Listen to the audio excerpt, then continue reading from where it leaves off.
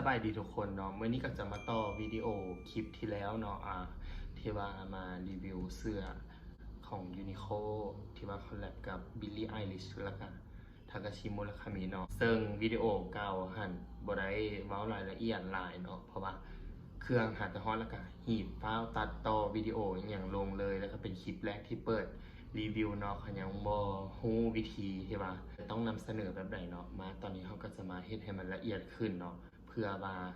ให้ทุกคนที่ว่าตัดสินใจจะซื้อเสื้อคอลเลกชันนี้เนาะก็จะง่ายขึ้นนี่อันนี้ก็จะเป็นตัวแรกเนาะที่ว่าได้มาเนาะก็จะเป็น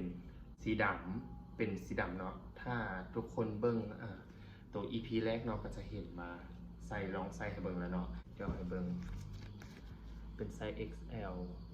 อยู่บนคอเนาะมันจะมีสลักคำว่ามันจะเป็นสกินอยู่ที่แล้วก็มีโลโก้ของ Billie Eilish แล้วก็ทากาชิมุราคามิเนาะนี่ก็จะพิเศษอยู่ที่ป้ายห้อย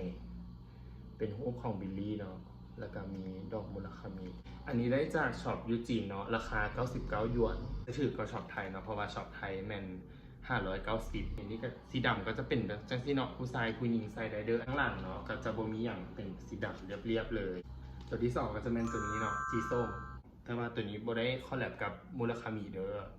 สังเกตจากอันนี้มันจะบ่คือกันมันจะบ่มีดอกมุราคามิเนาะจะมีแต่ของบิลลี่โลโก้เป็นคนเนาะที่ว่าบาไหลบ่เท่ากันส่วนข้างหลังก็จะพิเศษหน่อยนึงเพราะว่าเป็นซื้อเพลงเนาะต่อไปก็จะเป็นสีเขียวเนาะสีเขียวกับเท่ดีเนาะตัวนี้เนาะดอกมุราคามิเนาะส่วนด้านหลังเนาะด้านหลังก็จะเป็นแบบนี้เลยมีคำว่า Billie Eilish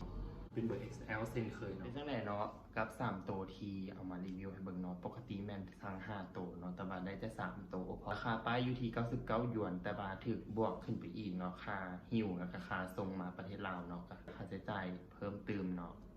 เดี๋ยวท้ายคลิปจะมาให้เบิ่งเลยรีวิวทั้ง3สีเนาะ3ตัวเนาะที่ว่าใส่เข้าตัวแล้วจะเป็นประมาณแบบไหนเนาะก็ไปเบิ่งกันเลยเป็นสีดำ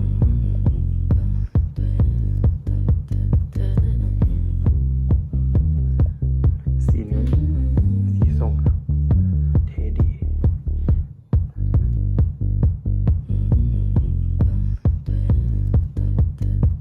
สีเขียวก็จะเป็นประมาณนี้เนาะใส่เข้าตัวก็จะ